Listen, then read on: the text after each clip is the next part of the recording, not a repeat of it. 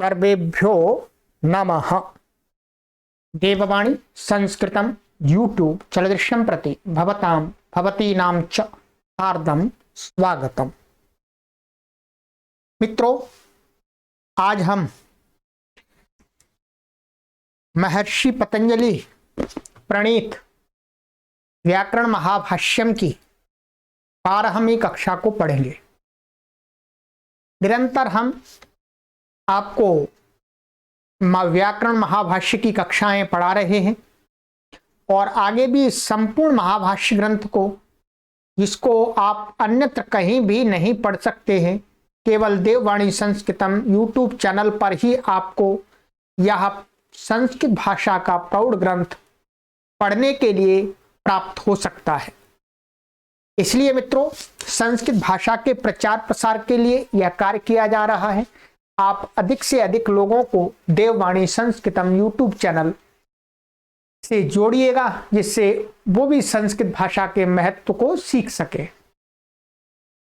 चलिएगा, तो हमने अभी तक 11 कक्षाएं पढ़ ली हैं मित्रों, और 11 कक्षाओं में मैंने आपको यहां तक पढ़ा दिया, यहां तक आपको पढ़ा दिया था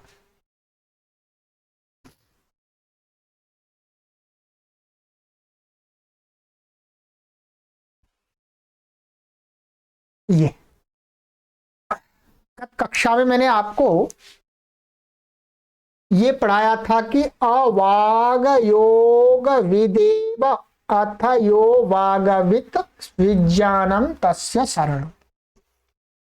तो यहां पर प्रश्न उत्तर करके सिद्धांत और असिद्धांत दोनों को उठा करके ये इसका किया था प्रस्तुत महर्षि पतंजलि जी ने। यस्तु प्रयुक्ते कुशलो विशेषे शब्दान यथावद व्यवहार काले तोनंतमाप्नोति जयम परत्र वाग योगविद दुष्यति चाप शब्दैहि। ठीक है।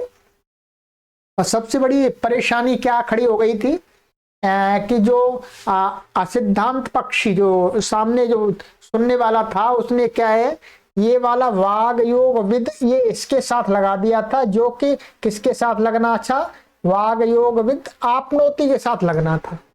बस इसमें विवाद खड़ा हो गया था, तो उसको महर्षि पतंजलि जी ने समझा दिया। ठीक है, समझा दिया सामने वाले को कि भाई ऐसा है, ये सारी बात करके, ठीक है, कि जो वाग योग विद है उसका संबंध आपनोति के साथ में है।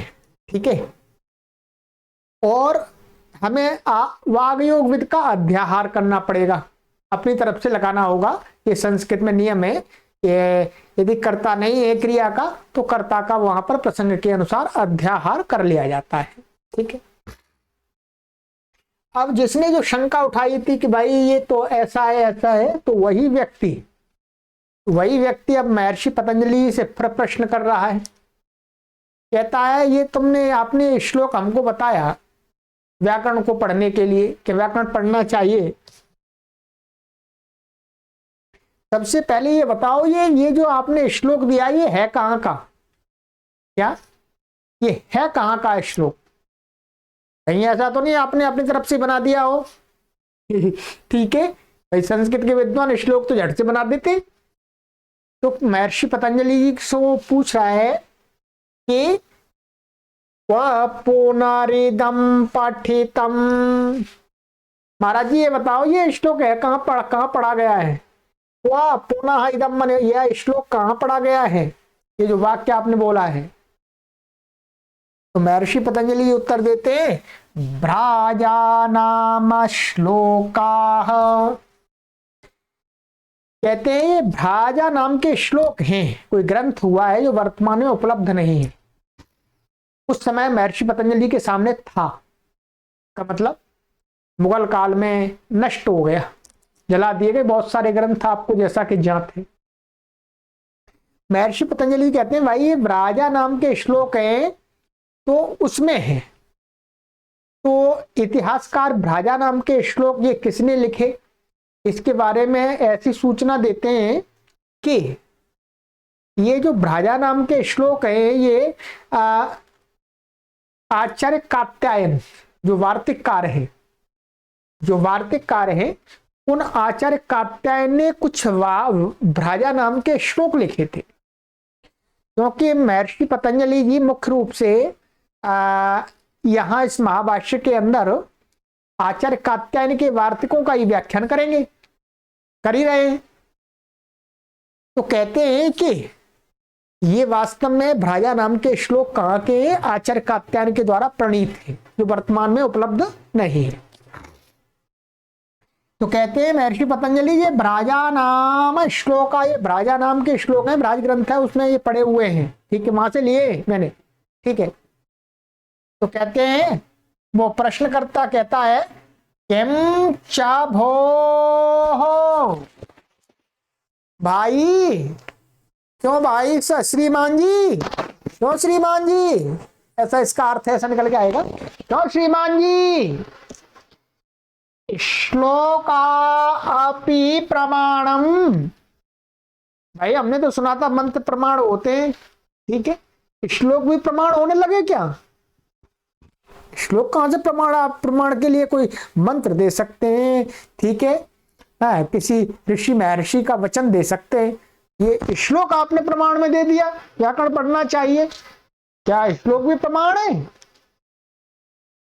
किंचातः, महर्षि पतंजलि ने बोला इससे क्या मतलब भाई, इस बात से कहना क्या चाहते हो आप, क्या कहना चाहते हो कि श्लोक प्रमाण नहीं हो सकते, ये कहना चाहते हो क्या? तो वो प्रश्न पूछने वाला बोल रहा है यदि श्लोका अपि प्रमाणम आयामापि श्लोकः प्रमाणम भवितुम् अर्हति, भाई यदि आपका ये भ्राजा नाम के श्लोक में से ये श्लोक प्रमाण हो सकता है, यदि श्लोकापि प्रमाण, यदि श्लोक भी प्रमाण माने जाने लगे शास्त्रार्थ के अंदर, तो अयमपि श्लोका प्रमाणम भवितुम् अर्हति, फिर तो जो मैं श्लोक दे रहा हूं ये भी प्रमाण हो सकता है। भाई मैं भी एक श्लोक दे रहा हूं आपके लिए, मैं भी श्लोक दे रहा हूं, मैं भी श्लोक दे रहा हूं, आप कह रहे हो श्लोक के माध्यम से व्याकरण पढ़ना चाहिए, और हम आपको ऐसा श्लोक दे रहे हैं, आप उस पर विश्वास करोगे क्या? देखते हैं कौन सा श्लोक है। कह रहे हैं अयमपि, यह श्लोक भी प्रमाण होने के लिए योग्य है, फिर तो कहता है वो, मैं आपको एक श्लोक बताता हूं। प्रश्ता कहता है, कहते हैं यदुदुम्बर वर्णानाम घटीनाम मंडलम महत् पीतम न गमयेत् स्वर्गम किम तत्क्रतुगतम नयेत् इति। कहते हैं लो महाराज जी ये श्लोक है, क्या आप इसको सही मानोगे? यदा उदुम्बर वर्णानाम घटीनाम मंडलम महत्, यत माने जो उदुम्बर वर्णानाम, उदुम्बर माने उदुम्बर अर्थ होता है गूलर, गूलर का अर्थ कैसा होता है, जो तामा होता है, तामा जो तांबे का कलर होता है वैसे ही गूलर का कलर होता है। तो गूलर के कलर से तांबे को उपमा दी है कि जो उदुम्बर वर्णाना माने जो गूलर की वर्णों वाला जो तांबे, तांबे तो क्या है, घटी नाम, जो तांबे की छोटी छोटी घटी, माने घटी माने छोटे छोटे लोटे, मंडलम महत् माने उन सारी सैकड़ों जो घंटी, ठीक है, यदि वो घंटी छोटी छोटी घंटी है उसकी तांबे की, यदि उनका बहुत सारा समूह हो, कहते हैं पीतम न गमयेत् स्वर्गम, यदि बहुत सारी छोटी छोटी घटियों में शराब डाल दी जाए, सुरा डाल दी जाए, और उसको पी करके, उसको बहुत सारी सुरा को पी करके, ठीक है, पीतम न गमयेत् स्वर्गम, कोई आदमी स्वर्ग को नहीं जाता है, खूब दारू पी ले खूब दारू पी ले तो स्वर्ग को नहीं जाता है। तो कहते हैं कि किम तत्क्रतुगतम नयेत्, तो वो कहता है कि जो वैदिकों में प्रचलित है कि जो याग होते हैं, याग में याग में क्या है, मद्यपान किया जाता है। इस बात को लेकर के वो कह रहा है कि याग में एक समय ऐसा करते हैं कि कुछ ऐसा नशा करने वाला पदार्थ, माने उसको मद्य कह सकते हैं, ये सोच रहा है था कि वो मद्य करने वाला पदार्थ पीते हैं, थोड़ा सा पीते हैं, उसमें तो केवल आचमन करते हैं एक तरह से, ठीक है।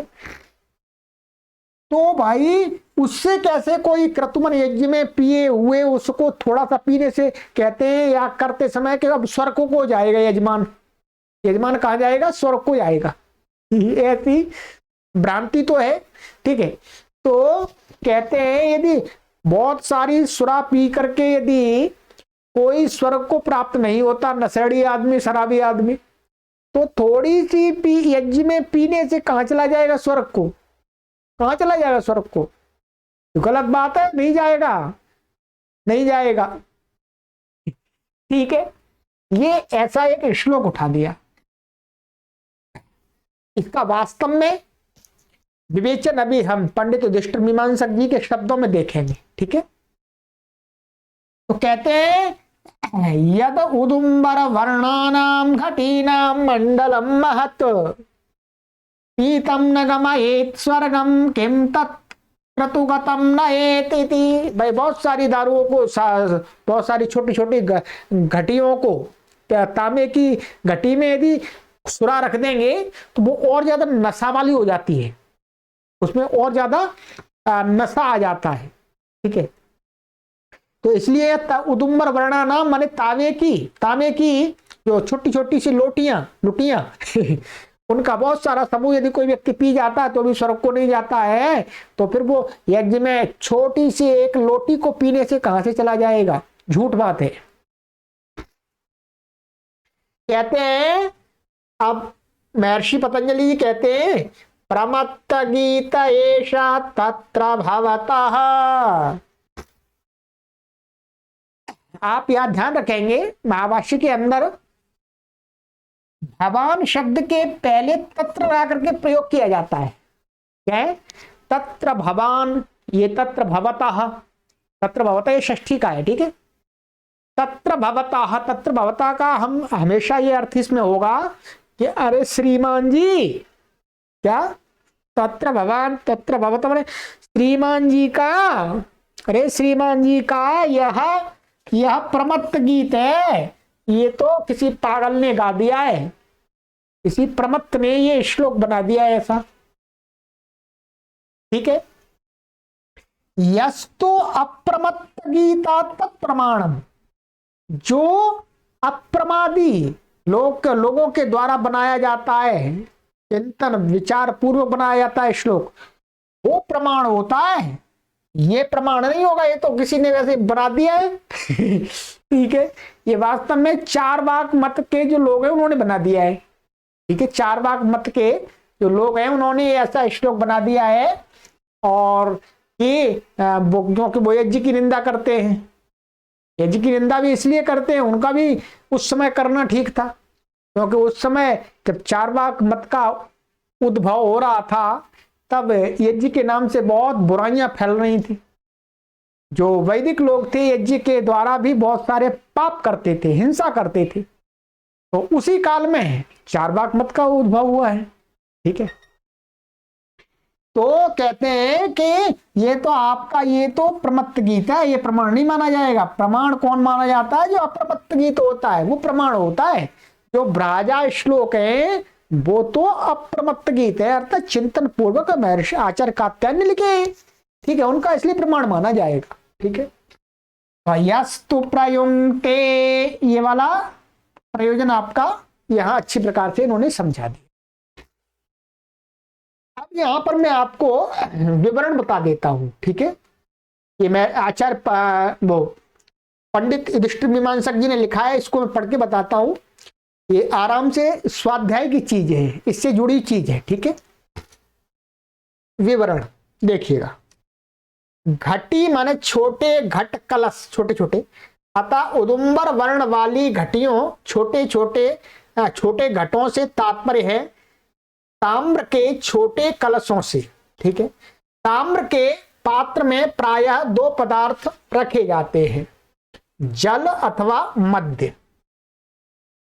ताम्र पत्र में रखे गए जल में जीवनीय तत्वों का संयोग होता है और मद्य रखने से उसमें मादकता बढ़ जाती है, माने नशा बढ़ जाता है। भर्तृहरि आदि सभी व्याख्याकारों का मत है कि इस श्लोक में सौत्रामणि यज्ञ में किए जाने वाले मद्यपान की निरर्थकता की गई है। और भर्तृहरि आदि ने भी महर्षि पतंजलि का जो व्याख्यान किया, टीकाएं लिखी हैं इस पर, ठीक है, टीकाएं लिखी है, तो उन्होंने भी ये कहा है कि सौत्रामणि नामक एक यज्ञ है, उसमें जो यजमान उसमें क्या पीता है, मद्य पीता है, ठीक है।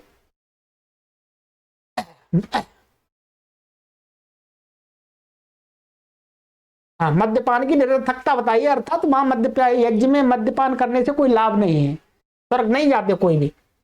अर्थात मद्यशाला में घड़ों मद्य पीने से यदि स्वर्ग नहीं मिलता है, माने मद्यशाला माने यहाँ शराब की दुकान है, पहले मद्यशालाएं थी, वहां जाकर के बड़े बड़े घड़ों को पी जाते हैं लोग, तो भी उनको स्वर्ग नहीं मिलता। तो सौत्रामणि यज्ञ में किए गए स्वल्प से मद्यपान से स्वर्ग कैसे मिल सकता है, अर्थात उसकी निरर्थकता बताइए, उसका कोई वो नहीं है, सार नहीं है। अब इनका वर्णन देखिएगा, ठीक है। महर्षि पंडित युधिष्ठिर मीमांसक जी, यहां यह जानना आवश्यक है कि सौत्रामणि याग में जिस सुरा का विधान है, जैसा कि कात्यायन शौत सूत्र ये संख्या दी गई है में उल्लेख है, यह मध्य रूप नहीं है, वो मध्य नहीं है वास्तव में सौत्रामणि यज्ञ में। उसमें तो व्रीहि और श्यामक, ठीक है, व्रीहि का अर्थ हो गया चावल, श्यामक का अर्थ हो गया जौ, ठीक है, का ओदन पकाकर और भात पकाकर दोनों का, उनका उष्ण उदक माने मांड माने उसका जो पानी होता गर्म, दो पात्रों में लेकर उनमें व्रीहि और श्यामक का ओदन डालकर, सरल भाषा है, माने व्रीहि और श्यामक का ओदन डालकर 3 दिन रखा जाता है, 3 दिन उसमें रखा जाता है। 3 दिन में उसमें कांजी के समान खटास उत्पन्न हो जाता है। कांजी का अर्थ हो गया आप जिसको छिड़का बोलते हैं, ठीक है, परंतु मादकता उत्पन्न नहीं होती है। 1 मास अथवा 40 दिन तक आसव अरिष्ट के घटक द्रव्यों को भूमि अथवा भूसे में गाड़ने पर भी 5 से 10% तक ही मादकता उत्पन्न होती है। ये कह रहे हैं कि जो अरिष्ट होते हैं, आसव होते हैं, जो आयुर्वेद के राक्षसव और भी बहुत सारे, इनको भी क्या है कहते हैं 1 मास, यानी 1 मास से 3 मास तक रखा जाता है, 1 मास से 40 दिन तक। तो और कहीं जमीन में गाड़ते हैं या भूसा में रखते हैं तो भी उसमें थोड़ी सी मादकता उत्पन्न होती है इतने दिनों में। मद्य बनाने के लिए मद्य के घटक द्रव्यों में मादकता उत्पन्न होने पर वाष्पीकरण द्वारा, जो शराब बनाते हैं तो क्या होता है उसकी वाष्पीकरण करते द्वारा सार खींचना पड़ता है और उसमें से तत्व खींचना पड़ता है। सौत्रामणि यज्ञ में प्रयुक्त सुरा में यह कार्य नहीं होता है, वाष्पीकरण नहीं होता है, ठीक है। अतः उसकी तुलना कांजी से की जा सकती है। कांजी माने छिड़का, ठीक है, जो अचार आदि में डालते हैं छिड़का, वो। दूसरे शब्दों में यह सुरा कांजी रूप है, मद्य रूप नहीं। सुरा शब्द मात्र से सौत्रामणि में मद्यपान का विधान मानना अपने आप को धोखे में डालना है, ठीक है। इतना ही नहीं, इस श्लोक में सुरा अथवा मद्य का नामो निशान नहीं, यानी इस श्लोक में सुरा शब्द भी नहीं आया है और मद्य शब्द भी नहीं आया वास्तव में, बस केवल दिखाया है, ठीक है। सौत्रामणि याग में निर्दिष्ट सुरा ताम्र पात्र में भी नहीं रखी जाती है, ठीक है, ताम्र पात्र में भी नहीं रखी जाती है। अतः हमारा विचार यह है कि यह श्लोक यज्ञ कर्म में आचमन आदि के लिए ताम्र पत्र में रखे गए जल के आचमन की निरर्थकता का बोध कराता है।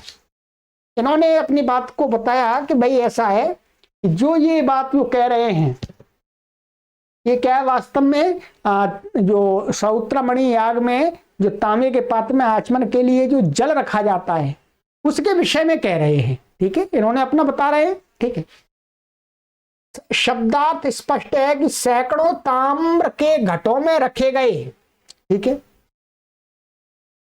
जल के पान से यदि स्वर्ग नहीं मिलता तो यज्ञगत ताम्र पात्रस्थ आचमनी में रखे गए जल के आचमन से स्वर्ग कैसे मिलेगा। माने ताम्र के पात्र में रखा हुआ बहुत सारा जल, बहुत सारे पात्रों में यदि ताम्र का पात्र रखा हुआ जल उपयोगी बताते हैं, ठीक है, मतलब तो सुख देने वाला होता है। तो कह रहे हैं तो ये तो जो क्रतु यज्ञ जो यज्ञ हैं सौत्रमणि, उसमें थोड़े से आचमन करने के बाद यजमान कैसे स्वर्ग को चला जाएगा। अर्थात इसमें यज्ञ कर्म की विधि का परिहास किया गया है, माने जो चार्वाक आदि लोग हैं उनके द्वारा परिहास माने मजाक उड़ाया गया है। ठीक है, बस इतना ही इसके लिए आपके लिए काफी है। परंतु ये इन्होंने अपनी तरफ से ऐसे विचार किया है और ये वास्तव में चार्वाक मत का है। और आजकल जो भी नए व्याख्याकार हुए हैं भर्तृहरि आदि, उन्होंने भी या इस श्लोक से तो यही जताया है कि सौत्रमणि याग में सुरा का पान की निंदा की गई है, अर्थात उसको निरर्थक बताया गया है। ठीक है, अर्थात यज्ञ में कुछ भी नहीं होता है ऐसा। ठीक है, यदि यज्ञ के में थोड़ी सी सुरा का पान करने से यदि आदमी को स्वर्ग मिलता हो तो मध्यशाला में बहुत सारे लोग पी जाते हैं, उनको भी मिल जाए ऐसा चार्वाक लोगों ने लेकर के आक्षेप किया है। ये किनका मत है? ये भर्तृहरि आदि जो पता है महाभाष्य के टीकाकार हुए हैं उन्होंने बताया है। ठीक है, तो ये हो गया। तो इसलिए भी व्याकरण पढ़ना चाहिए कि हम शब्दों को जान लें। इसका मतलब क्या हुआ? शब्दों के जानने में धर्म अधर्म नहीं है, प्रयोग में धर्म और अधर्म है। ठीक है, ये इससे सिद्धांत क्लियर हुआ पिछली वाली कक्षा को मिला करके। अब चलते हैं आगे। अब आगे का प्रयोजन है आपका, चलिएगा आगे चलेंगे। अविद्वांसः, ठीक है, ये आपका प्रयोजन। अब कई प्रयोजन है, ये पांचवा प्रयोजन, जो 13 में से पांचवा है। 4 तो पढ़ लिए, पांचवा है। आइएगा, कहते हैं अविद्वांसः।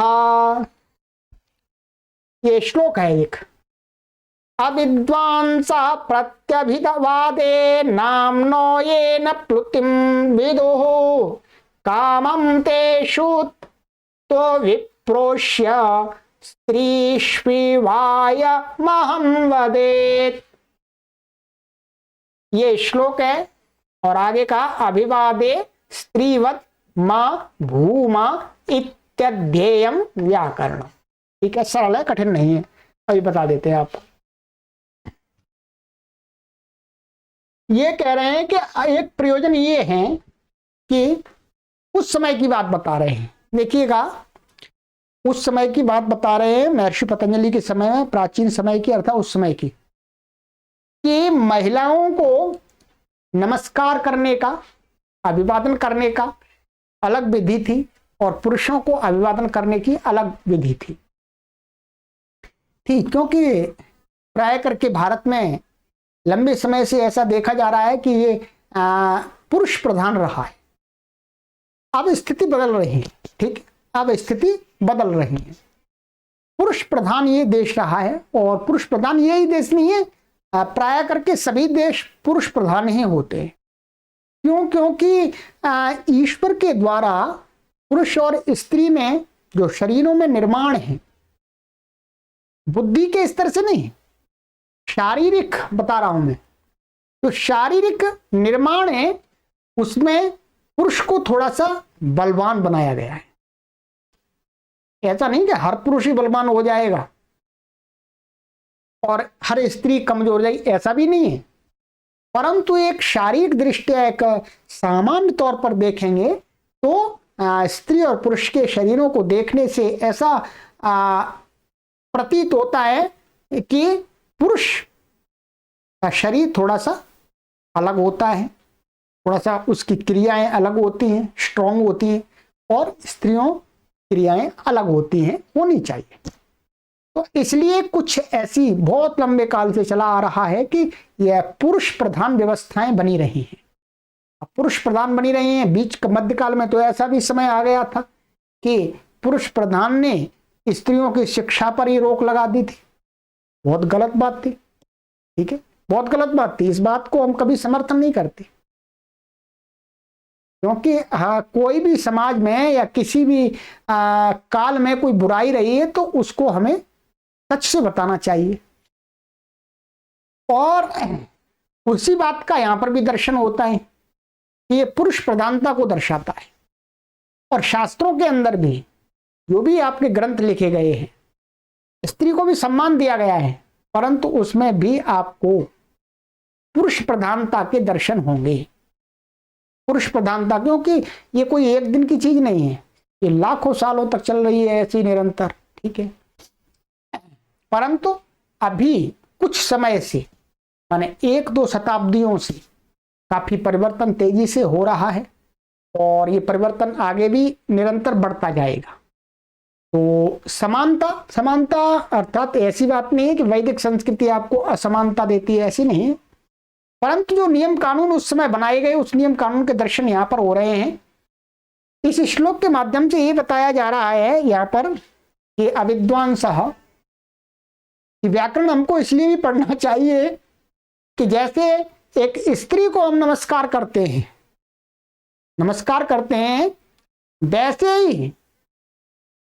वैसे ही कहीं पुरुष को भी नमस्कार ना करने लगे। हम विद्वान होंगे तो हम पुरुष का और स्त्री के प्रति जो अभिवादन करने का भेद है उसको जान लेंगे, तो पुरुष के लिए हम अलग अभिवादन करेंगे, स्त्री के लिए अलग करेंगे, ठीक है। उसमें क्या नियम है? नियम ये है कि हम जब पुरुष को अभिवादन करते हैं, पुरुष को अभिवादन करें तो उसमें क्या होता है, उसमें अपना नाम जोड़ना होता है। क्या है? उसमें नाम जोड़ना होता है। अभी मैं बताऊंगा आपको। उसमें अपना नाम बोल करके अभिवादन किया जाता है। अभिवादन करता जो होता है, अभिवादन करने वाला, वो अपना नाम बोलता है, अभिवादन करता है पुरुष को। तो और स्त्री को अभिवादन करता है तो उसमें अपना नाम नहीं बोलता, केवल अभिवादन कर देता है, बस इतना ही अंतर है।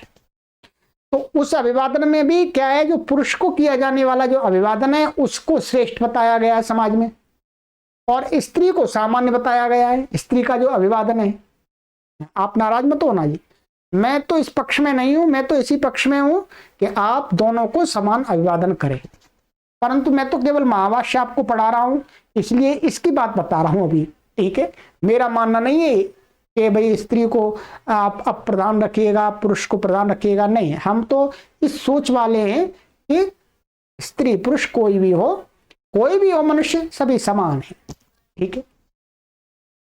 तो कहते हैं, आइएगा, कहते हैं कि अविद्वांसः प्रत्यभिवादे नामनो ये न प्लुतिं विदुः। जो अविद्वान होता है, मानिएगा जो गुरु हुआ और वो व्याकरण उसने नहीं पढ़ा, तो क्या है, जो अभिवादन करता है, अभिवादन करने वाला होता है, उसको अभिवादन करने की विधि मालूम है। परंतु जो पुरुष को अभिवादन किया जाता है तो वो जो अभिवादन का प्रत्यभिवादन करना होता है आशीर्वाद रूप में, तो वो विशेष होता है पुरुष की तरफ से भी। पुरुष माने जिसको किया जाता है, प्रत्यभिवादन कर्ता की तरफ से भी विशेष होता है। उसके अंदर कह रहे हैं क्या होता है, जब वो बोलता है तो क्या है, उसका जो नाम का जो अंतिम शब्द है उसको प्लुत करना होता है। क्या है? प्लुत करना होता है। प्लुत आता लंबा खींचना होता है थोड़ा सा, माने ह्रस्व दीर्घ प्लुत है तो प्लुत किया जाता है, ठीक है। तो कहते हैं जो अविद्वान जो होते हैं वो प्रत्यभिवादन, माने कोई है उनको अभिवादन करता है तो वो नाम के पीछे नाम का जो अंतिम वर्ण है उसका पूर्ति करना जानते ही नहीं है। तो कामम तेषु विप्रोष्य स्त्रीषु एव अयम अहम वदेत। ये तो ऐसे विद्वान के लिए जो प्रत्यभिवादन नहीं जानता है तो उसके प्रति तो हमें क्या करना चाहिए, कामम तेषु माने उन लोगों में अविद्वानों के अभिवादन में तो विप्रोष्य माने जैसे कहीं विदेश से आते हैं या प्रवास से आते हैं, ठीक है, तब अपनी माताओं को नमस्कार करते हैं, प्रणाम करते हैं। स्त्री शुभ माने जैसे स्त्रियों के लिए अभिवादन करते हैं वैसे ही अयम अहम वदेत, ये मैं यह आपको नमस्कार करता हूं, ऐसा बिना नाम के ही बोल देना चाहिए। भाई जो अविद्वान है उसको प्रत्यभिवादन नहीं करना आता तो फिर उसको तो जैसे स्त्रियों के लिए बोलते हैं तो क्या है वैसे ही उसको बोलना चाहिए। इसका मतलब है ये श्लोक थोड़ा सा ये भी दर्शाता है कि उस समय स्त्रियों की भी शिक्षा काफी कम कर दी गई थी लोगों के द्वारा। हम उन लोगों को अज्ञानी कहेंगे, उन लोगों ने स्त्रियों की शिक्षा को बंद कर दिया था, इसलिए स्त्रियां भी प्रत्यभिवादन की विधि को नहीं जानती थी उस समय। ये बात निश्चित रूप से हमको स्वीकार करनी पड़ेगी, ठीक है। कहते हैं अब देखिएगा, अभिवादे स्त्री वन्मा भूमा इति अध्येयम व्याकरणम, माने अभिवादन में कोई हमें अभिवादन करे स्त्री के समान करे ऐसे हम ना बन जाएं, इसलिए हमें व्याकरण को अध्ययन करना चाहिए। तो हम प्लुत करके बोलेंगे प्रत्यभिवादन में। अब देखिएगा इस बात को और समझ में आ जाएगी आपको, आइएगा या नीचे मैं दिखाता हूं, ठीक है। देखिएगा जब हम किसी विद्वान को प्रणाम करते हैं, अभिवादन करते हैं, तो ये विद्वान पढ़ा लिखा है, ठीक है, तो उसको कैसे करेंगे, अभिवादये देवदत्तो हम भो। ये क्या है, अभिवादन का ये वाक्य है, ये ऐसा बोलना होता है। नाम लगा दिया, यहां पर नाम लगाया, मैं देवदत्त नाम का हूं, मैं आपको अभिवादये माने प्रणाम करता हूं, ठीक है, नाम लगा दिया। तो इसके बदले में अब गुरु बोलेगा, क्या बोलेगा, गुरु बोलेगा। गुरु विद्वान है तो विद्वान गुरु को ये जानना चाहिए कि प्रत्यभिवादन में मुझे कैसे करना है, उसका उत्तर कैसे देना है। जिसने मुझे अभिवादन किया है उसको ये बोलना चाहिए, आयुष्मान एधि देवदत्ता। जो अंतिम अक्षर है नाम का, नामवाची यानी जिसने अभिवादन किया उसका जो अंतिम अक्षर इसको प्लुत करना होता है, ठीक है। ये गुरु के द्वारा कहा गया है, आयुष्मान एधि देवदत्ता, ऐसे प्रत्यभिवादन किया जाता है। अब जो गुरु जो विद्वान नहीं है, अविद्वान है, व्याकरण जिसने नहीं पढ़ा है वो प्लुत जानता ही नहीं है कहां करना है, तो वो ऐसे नहीं कर पाएगा और इसलिए नहीं करेगा। तो चलो फिर उसको स्त्री के समान, जैसे स्त्रियों को नमस्कार करते हैं सामान्य रूप से प्रणाम करते हैं वैसे ही उसको करना चाहिए। तो उस पुरुष की वो निंदा है कि अविद्वान है, इसलिए इसको ऐसे नमस्कार किया जा रहा है, ठीक है। स्त्रियों को अभिवादन करते समय क्या कैसे बोला जाता है, ठीक है, केवल ऐसे बोला जाएगा। यदि कोई उस समय की बात बता रहे हैं जी, उस समय की बात बता रहे हैं, अब तो कोई किसी को कैसा भी नहीं करता, वैसे हम नमस्ते ही नहीं करते। अभिवादये हम भो, बस इतना बोल देते हैं, ठीक है। यहां पर नाम नहीं बोलता आदमी, जो अभिवादन करने वाला है चाहे कोई भी है वो नाम नहीं बोलता अपना, केवल इतना ही बोलता है अभिवादये हम भो। ये क्या है, ऐसा जो स्मृति ग्रंथों में बताया गया है कि किसी स्त्री को प्रणाम करें तो अपना नाम नहीं बोले, ठीक है। इसका कारण यही रहा है, पुरुष प्रधान सोच वाला विचार, ठीक है। चलिएगा, कोई बात नहीं। तो इसलिए कह रहे हैं कि यदि हमें विद्वान बनना चाहिए, व्याकरण जानना चाहिए, तो हम उसका प्रतिविवादन करेंगे, तो प्लुत कर देंगे तो हमको वो ठीक से नाम लेकर के अभिवादन करेगा। ठीक है, चलिएगा, ये इनकी व्याख्या है, इन्होंने अपनी तरफ से इसको बताया है, तो वो कोई बात नहीं। परंतु ये रियलिटी यही है कि पुरुष प्रधान समाज, जो बहुत ज्यादा पुरुष प्रधान था उस समय, तब की बातें ये बताई जा रही हैं। तो कह रहे हैं कि व्याकरण भी इसीलिए भी पढ़ना चाहिए मित्रों कि हम अविद्वान ना बन जाएं, लोग हमको सामान्य नमस्कार ही करने लगे, हमको बाकायदा शास्त्र विधि के अनुसार शास्त्र माने जो लोकाचार विधि है उसके अनुसार हमको लोग प्रणाम करें। इसलिए व्याकरण पढ़ना चाहिए, तभी तो हम प्रतिवादन कर पाएंगे। आयुष्मान एधि देवदत्ता। ठीक है, अब आप भी सीख जाइएगा, आप भी सीख जाइएगा, आप सबको कीजिए जी, आप स्त्री और पुरुष में भेद मत कीजिएगा, आप सबको कीजिएगा। अभिवादये देवदत्तो हम भो,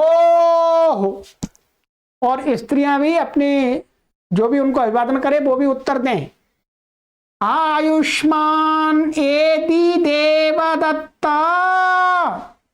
ठीक है, और यहां पर यदि कोई लड़की है, कोई स्त्री प्रणाम कर रही है, तो वो यहां पर फिर बोला जाएगा आयुष्मती एधि, उसका जो नाम होगा वो हो जाएगा, संबोधन वाला पद है ये, रमे। ठीक है, आदि जो भी है।